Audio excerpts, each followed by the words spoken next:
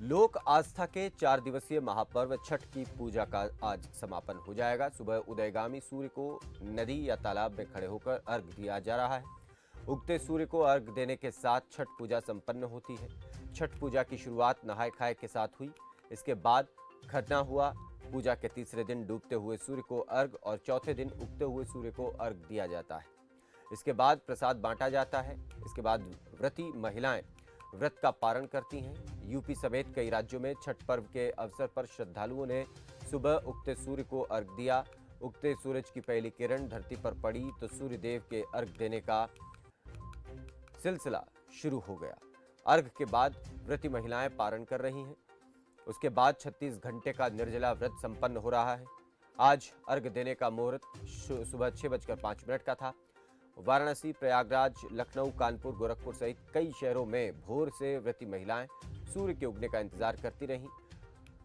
उगा है सूरज देव जैसे गाने हर ओर गूंज रहे थे।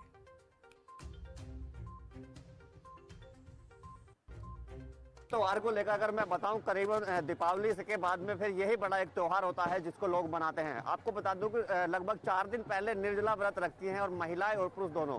सबसे बड़ी बात यह है कि ये इस व्रत को इसलिए रखती है क्योंकि इनकी कुछ मान्यताएं होती हैं, उनको मांगती हैं। ये अगर वो पूरी हो जाती है तो फिर यहाँ पर अगर निर्जला व्रत रखती हैं। और मैं आपको बता दूं, एक बार तस्वीरें दिखाऊंगा।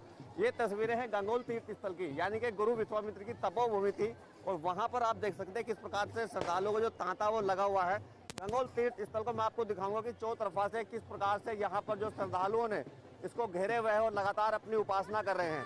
तस्वीरों में देखिए कि किस प्रकार से इतनी सुंदर जो तस्वीरें हैं, दीप जल रहे हैं, सारी चीजें हैं। और सुबह से ही जल में खड़े होकर भगवान की उपासना कर रहे हैं। सबसे बड़ी बात है कि इस त्योहार को ये तब तक जल में खड़े रहेंगे कि जब तक सूर्य देव उत्पन्न नहीं होते हैं। आपको बता दूं कि तकरीबन 7 बजे के बाद में जैसे सूर्य देव उत्पन्न होते हैं तो उसके तुरंत बाद में यहाँ पर जो सूर्य देव को अर्घ देंगे और उसके बाद में अपना व्रत खोलती हैं। कहा जाता है कि तकरीबन 4 दिन से इस व्रत को रखती हैं, महिलाएं रखती हैं, पुरुष रखती हैं। और सबसे बड़ी बात है कि इसकी जो इसकी उत्पत्ति हुई थी, या फिर उसको कह देते हैं कि इस व्रत को किस लिए रखा जाता है। जो जिस प्रकार से महाभारत के योद्धा थे कर्ण, यानी कि वो सुबह यानी कि 3-4 घंटे जल में खड़े होकर सूर्य देव की उपासना करते थे। उसके बाद में उनको एक महान योद्धा कहलाया गया था। यानी कि कहीं ना कहीं उनकी एक मान्यता थी कि वो महान योद्धा अगर बनते हैं तो उनको ये काम करना पड़ेगा और भगवान की उपासना करनी पड़ेगी। सबसे बड़ी बात है कि उन्होंने इसकी उपासना करने के बाद में ही जिस प्रकार से वो एक महान योद्धा कहलाए।